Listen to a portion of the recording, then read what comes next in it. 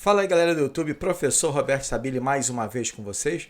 Mais uma vez agora para comentar, eu falei que não ia comentar, mas falei com vários especialistas aqui e vou falar um pouquinho sobre a redação do Enem. E como eu tinha comentado com vocês anteriormente, no vídeo anterior, onde nós botamos as listas, né, primeira e segunda chamada, que nós estamos continuando com isso.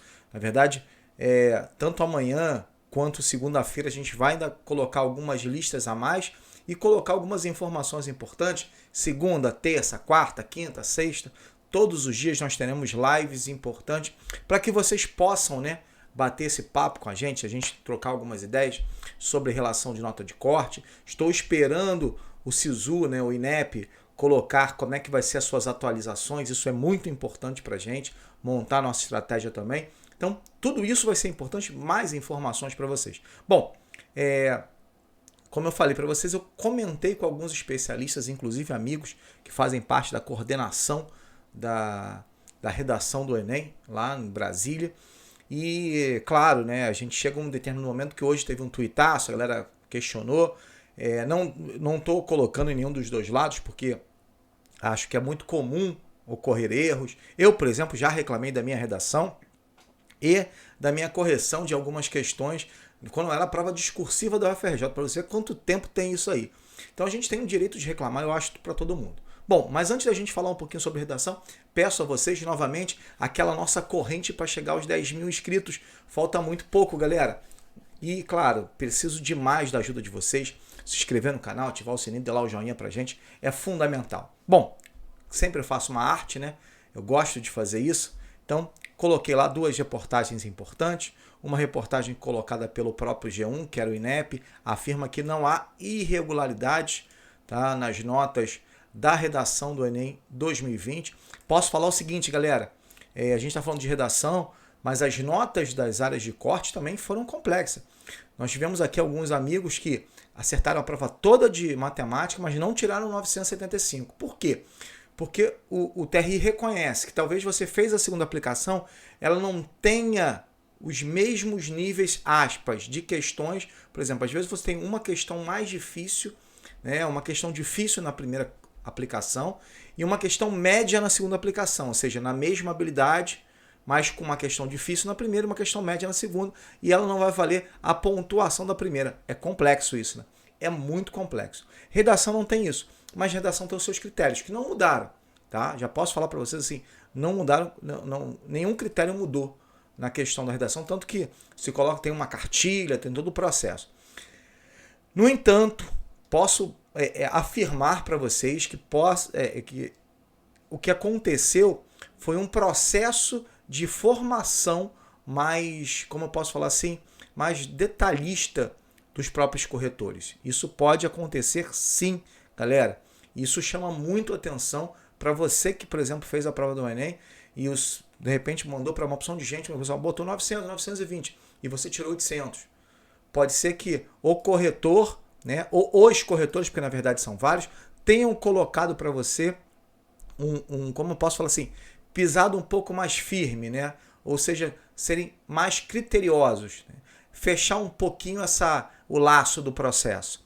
Isso acontece. Por exemplo, não, a mão vai ser mais pesada, como a gente fala na correção de prova. Pode acontecer isso? Pode, cara. Pode acontecer. Isso está certo? Bom, erros podem acontecer, eu já falei para vocês.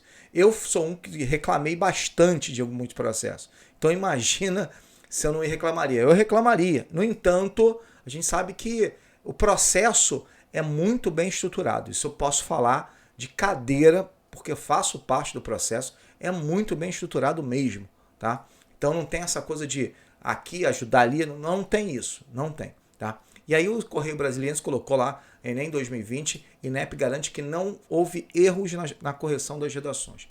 Consequentemente, galera, quando a gente fala isso, é óbvio, né, que a primeira coisa que você vem, aí eu vou passar aqui as observações que o INEP fez, tá? Que o INEP fez foi o seguinte, o INEP lançou agora nessa última sexta-feira, como se diz, um comunicado, né, principalmente relacionado àquelas questões de fake news, falou que o INEP errou na nota, as notas vieram erradas em relação à troca de provas, Na verdade, isso é bem rigoroso mesmo. Bem rigoroso, a gente sabe que é bem rigoroso. E ele coloca lá os textos participantes podem passar até em 4 correções.